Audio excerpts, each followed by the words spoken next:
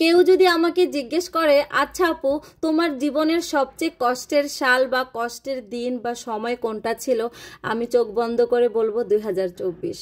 শীতের সিজনে এই সময়টাতে শীতের তরকারি এবং বাহারি রকমের শাকসবজি আমরা কিন্তু সবাই অনেক মজা করে খাই।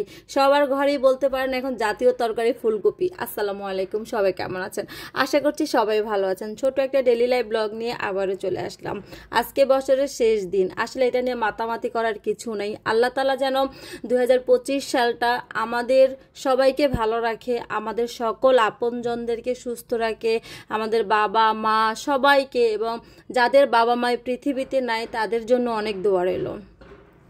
আজকের এন্ট্রিটা একটু অন্যভাবে শুরু করলাম, যে কেউ যদি আমাকে জিজ্ঞেস করে যে আপু, তোমার জীবনের সবচেয়ে কষ্টের সাল বা কষ্টের মুহূর্ত বা যেই জিনিসটা তুমি একা একা নিজের সাথে লড়াই করে তুমি নিজে সারভাইভ করেছো, আমি বলবো 2024। হয়তো আমার কথার কিছু হিংস আমার অনেক আপুরা বুঝতে পেরেছে।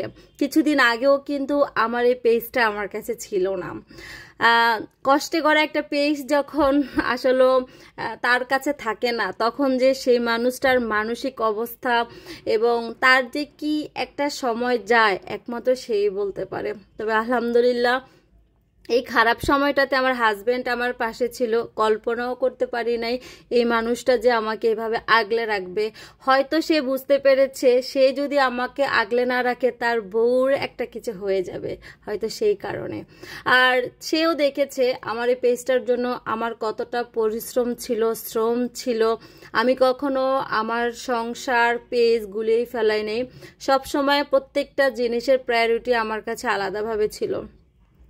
তো যাই হোক, সেই সময়টাতে আমার অনেক ভালোবাসার আপুরা আমাকে এমনভাবে সাপোর্ট করেছে মানসিকভাবে। ইভেন দো আমার ভাইগনা, তারপরে আমাদের আয়শা দিদার ব্লগসের আয়শাপুর কথা বলতেই হবে, অদৃশ্য একটা বোন, যে মানুষটা আমাকে জাস্ট মানে সাপোর্ট দিয়ে গেছে।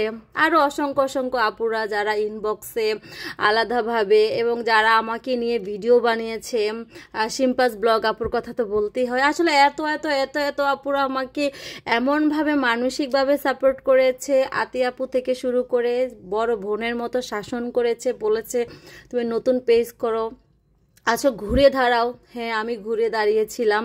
আল্লাহর অশেষ রহমত এবং আল্লাহর করুণায় আমার এই পেজটাও আজকে আমার কাছে আছে। আল্লাহরই সবই দয়া।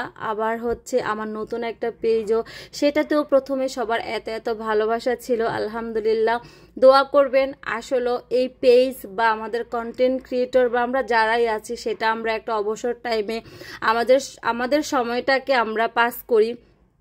কারণ একটা সময় দিন শেষে মনে হয় পরিবার আর নিজে ছাড়া মনে হয় পৃথিবীতে কেউই নাই। দুনিয়াতে আপনি আত্মীয় বলেন, স্বজন বলেন, বাবার বাড়ির লোক বলেন, আমার শ্বশুর বাড়ি, আমি আমার সবাইকেই দেখেছি যতদিন আমি করতে পারি বা করি অতটুকুই মনে রাখে।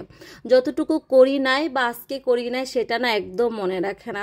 তো এখন দেখি যে নিজের মতো নিজের বাচ্চা, স্বামী, সংসার, আমার নিজের একটা জগৎ নিয়ে আলহামদুলিল্লাহ ভালোই আছি।